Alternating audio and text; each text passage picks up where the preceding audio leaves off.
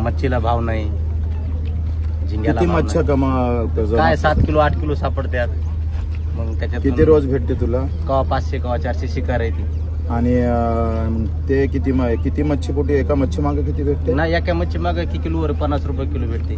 50 kilo. 50 किलोची मच्छी बाजारात काय भाव आहे? 150. 150 पकडता तुम्ही? आम्हाला 50 रुपये. तुम्हाला 50. झिंग्याला आम्हाला 130 आहे, त्याला झिंग्याला 1200-1300. हे आहे अवस्था. म्हणजे जातीच्या नावानं विभागता आलं, पण हक्काची लढाई लढता येत नाही. कारण आम्हाला धर्म आणि जातीची लढाई लढवणं शिकवलं. हे हक्काची लढाई संपली ना. झिंग्याचे भेटणार 130 आणि ते कमावणार 1200. म्हणजे मरणार हे आणि कमावणार ठेकेदार. हे ठेकेदारी पद्धत सुरू झाली आहे देशामध्ये. बटेंगे तो कटेंगे नाही, काटणे वाली की व्यवस्था निर्माण की आहे. आणि याला आमचा विरोध आहे, त्याच्यासाठी आम्ही लढतोय. खरं तर बाजूनं तुम्हाला हे धरण दिसतं आणि हे एवढं मोठं धरण आहे.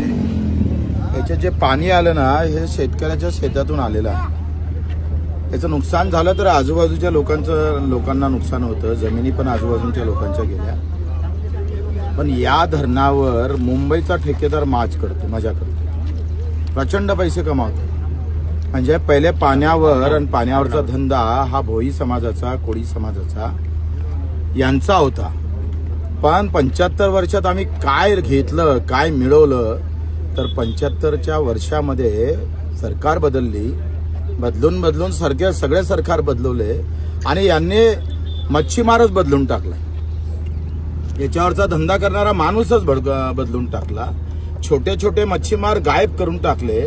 आणि ही सगळी धरणावरची शेती म्हणजे भोई समाजाची, कोळी समाजाची, त्याच्यात आता ठेकेदार येऊन बसवला. आता या धरणावरचं मालकी हक्क ठेकेदाराला तो प्रचंड पैसे कमावतं. आणि परंपरेनं आयुष्य प्रत्येक पिढ्यानं त्याच्यावर धंदा करणारा भोई समाज मात्र पाय घासून मरताय. गावाच्या किनारपट्टीवर, नदीच्या किनारपट्टीवर पाहिलं तर भोई समाजाचे घरं असतात. ते कसे जगतं तुम्हाला माहित आहे. एकाय भोयाजवळ काय असन, भोई समाजाजवळ 2-3 भोई समाज जर सोडले लोक तर त्याच्याजवळ शेती असत. नाहीतर 75% लोकांकडे शेती नाही आहे. हेच त्यांची शेती आहे ना. आणि हे शेती हडप केली ठेकेदारानं. म्हणजे आमचे मंत्री, आमचे आमदार, आमचे खासदार तिथं पाठवले. हे शेती माझ्या भोई समाजानं वापरता यायला पाहिजे होती, पण हे ठेकेदाराच्या घशात घातली. कारण कमिशन भेटलं आणि एका कमिशनावर लाखो भोई समाजाच्या पुऱ्या आयुष्याचा चुराडा करून टाकला. आणि म्हणूनच आम्ही म्हणतोय का त्याचं एक धोरण आखलं पाहिजे. खरा मच्छीमार हा जगला पाहिजे. त्याचं आयुष्य आणि परंपरा त्याच्यावर गेली. त्याच्यापासून तुम्ही ते हिसकून घेतलं.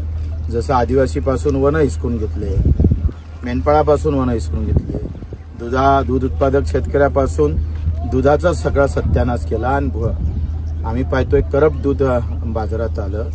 म्हैस जेवढी दूध देत नाही त्याच्यापेक्षा जास्त आम्ही पाहतोय भेसळयुक्त दूध यायला लागलं. जिथं नाही तिथं मरण्याची व्यवस्था निर्माण केली. भीती उद्याची आहे. आमच्या जिल्हा परिषदेच्या शाळा आता कंपनीकडे जाईल, आरोग्य व्यवस्था कंपनीकडे जाईल. शेती सुद्धा तेच हाल होणार आहे. याला कंटाळून शेती विकली पाहिजे. पुन्हा धरणावर जसा ठेकेदार आला तसा शेतीवरही ठेकेदार आला पाहिजे. असे षडयंत्र आहे. त्याच्यासाठी हे पदयात्रा आहे.